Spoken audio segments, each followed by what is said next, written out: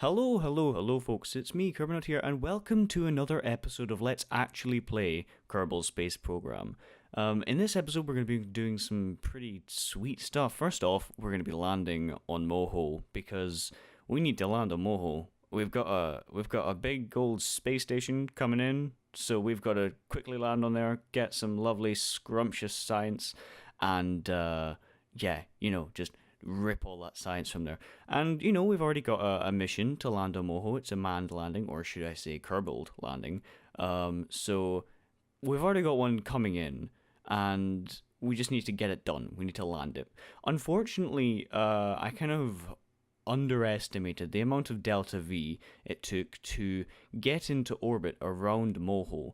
Delta V, of course, is effectively how much change in velocity your craft can make. That's delta V, delta being change, V being velocity, so change in velocity. Delta V is all about kind of your efficiency of the engine, the weight of your craft when it's got all the fuel in it, and the weight of your craft when it hasn't got any fuel in it. So, kind of to simplify it down, delta V has got to do with the efficiency and the weight of fuel that you're burning.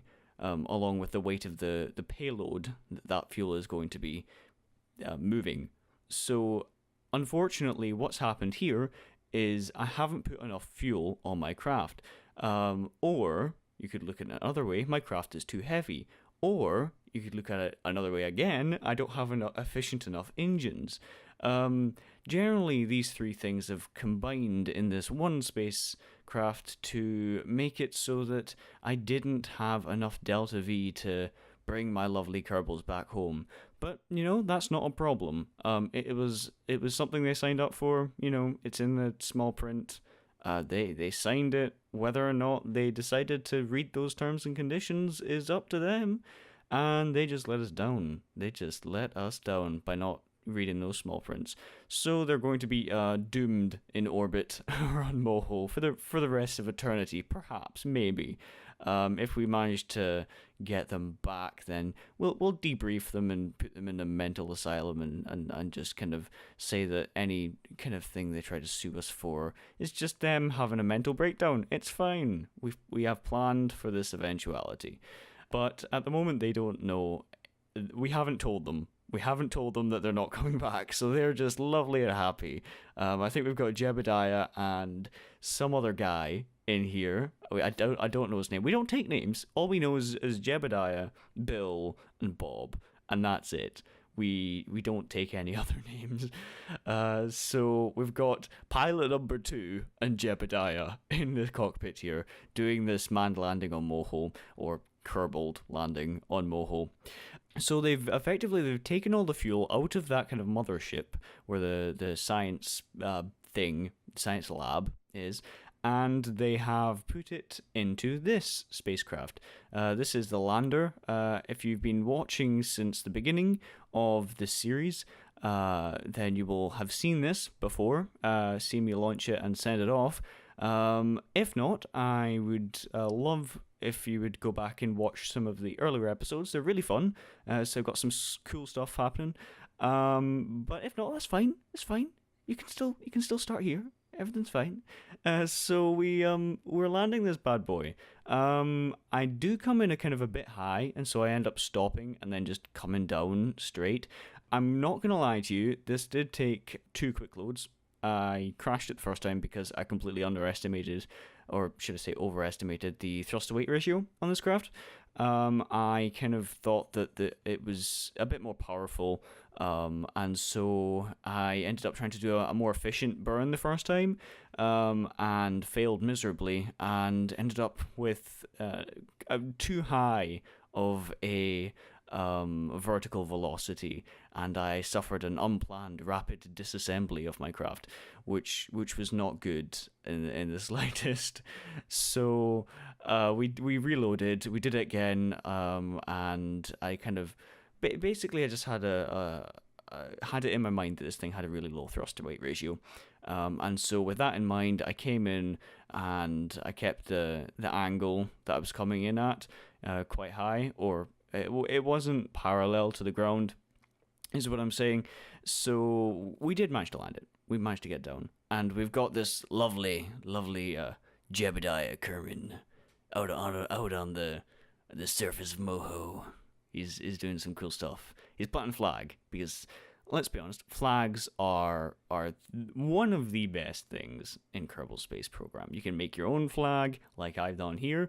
You can say whatever you want. You can mark things on it. They can be waypoints.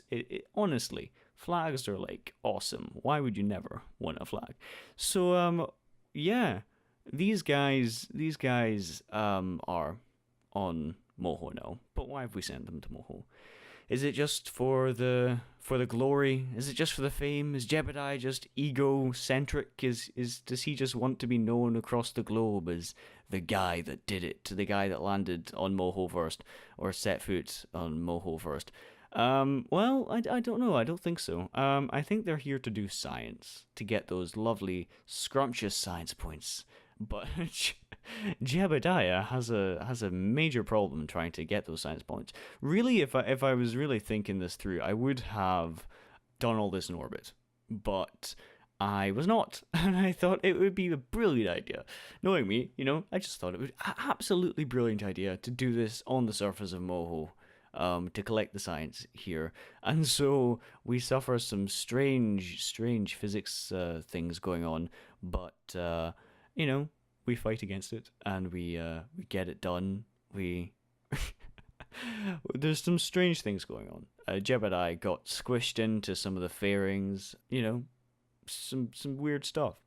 But, we get the science, we grab it, and it asks us to dump some experiments because we must have already got some stuff, got some science.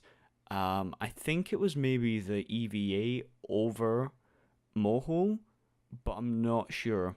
But anyway, we dump that and we get the rest of the science in. We kind of look over it, making sure that it's all there, it's all what we need, and hike up the ladders, and off we go. That second Kerbal that we forgot his name's actually right there, but I just can't see it because my screen's really, really small right now.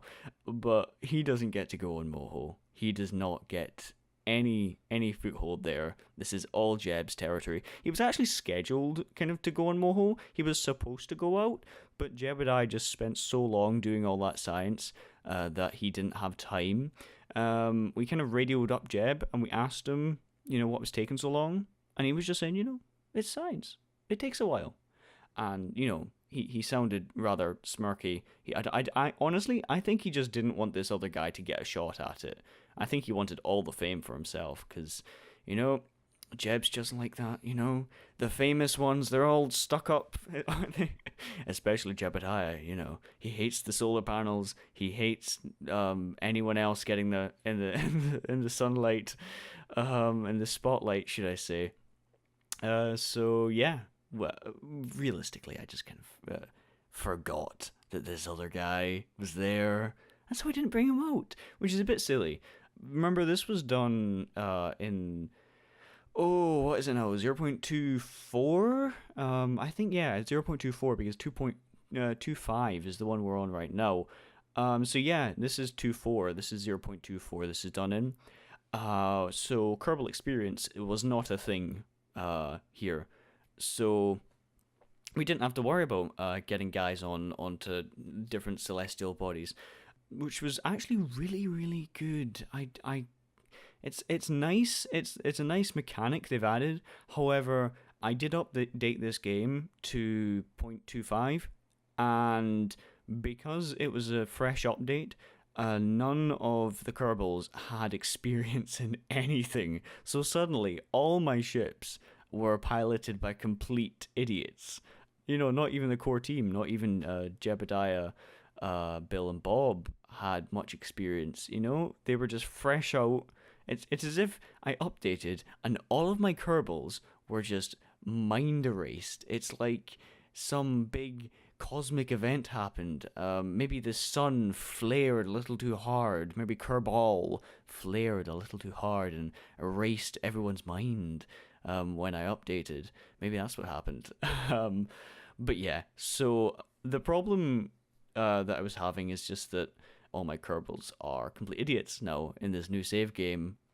So I was having to just do everything with droids or drones or, those robots. So it was just a pain in the backside. So yeah, what we just did there was the KTV sat that's coming back from the low solar orbit. We just made a small correction burn to stick on an aerobraking trajectory around Kerbin. Because it needs to get back to Kerbin. It's got science from low around Kerbin. I mean, low around Kerbal, should I say. So we needed to do a correction burn there. And then we go back to Pioneer Station, which need to make a correction burn of its own. I think it's getting in line. I think that was a plane change maneuver we were doing there. In orbital mechanics, a plane change is when we're kind of shifting the orbit, and we're rotating the orbit almost, so that we are in the same kind of orbit it's called the same plane as another orbit, or in this case we're trying to get into the orbit of Moho. Okay, next up we're launching Leo, and we almost run off the runway, but thankfully we don't. Right now I'm kind of keeping the camera really close to Leo because I'm seeing a kind of a small gap between the cargo bay doors and that back bicoupler or bi-adapter thing going into the Rapier engines. And there's a small gap there, and it was bugging me, and I wasn't too sure what was happening. So I was just kind of keeping my eye on it.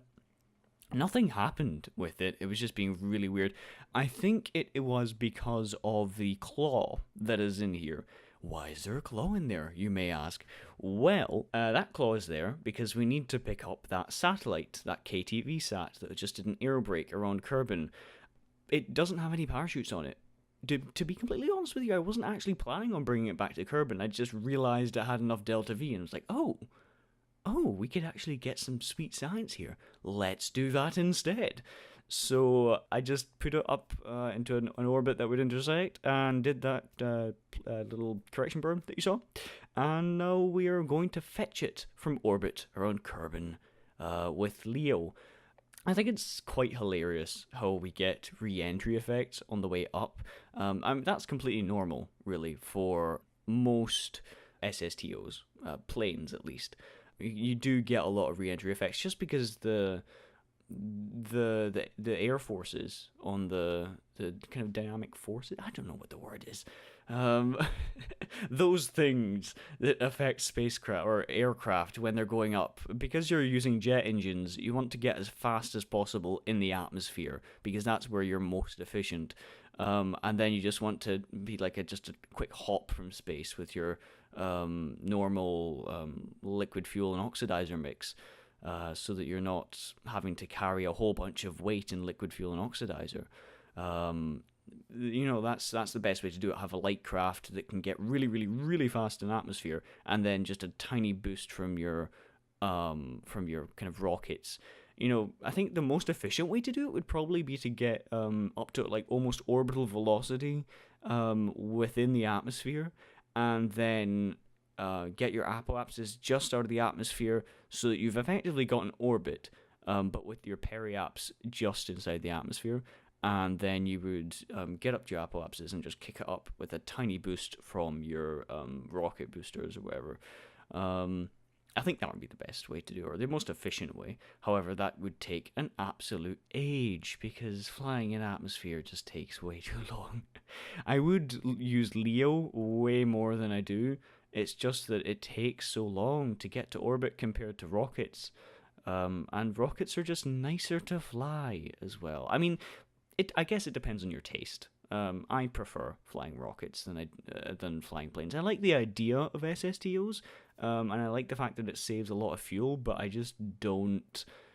I don't know, something doesn't click with me. But yeah, so here we are. We've rendezvoused with KTV sat, I think I've called it.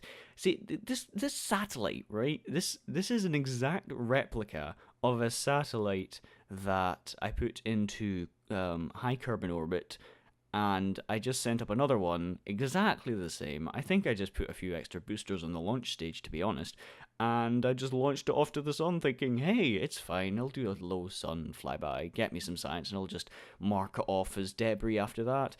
So you know, I'm really surprised to see this thing coming back to Kerbin, coming home. I'm really happy to see this thing coming home. It's a nice sight. So there we go. We've got it into the cargo bay with a lot of very kind of very delicate maneuvering. We've managed to get this thing into the cargo bay, and now it's time to bring it back to Kerbin. And so after a short re-entry later, there was a lot of kind of flaming going on, a lot of burning up. To be honest with you, I think these solar panels that I put on the wings just get burnt off every single time I come back. I mean, you look, they're gone. Again, I burnt them off. I think I'm just going to have to put a, what's it called, a RTG in, like, in the cargo bay somewhere. I honestly think that would probably be better, you know, in the long run, if I just keep burning off these solar panels. I think a single RTG is probably better than all those horrible solar panels, especially seeing as those solar panels are causing a large amount of drag as well. Or maybe not a large amount of drag. Maybe that's maybe a bit too much, but you know, they're causing drag, and it's a pain. So maybe I should change that. It's something I'll be thinking about. Okay, so we recover Leo after its lovely soft landing, and we look at the science, the lovely science data that we have retrieved, and it is a lot of science. But yeah, there we go. There's just a few missions we've done today. I have done more, I've recorded more, I'm editing more, and you will see them in the next episode, in the next few episodes. So stay tuned, leave a comment below saying what you liked or disliked about this video, and any suggestions you have for improving it. Until then, though, I will see you next time. Have a great day, folks. Bye-bye.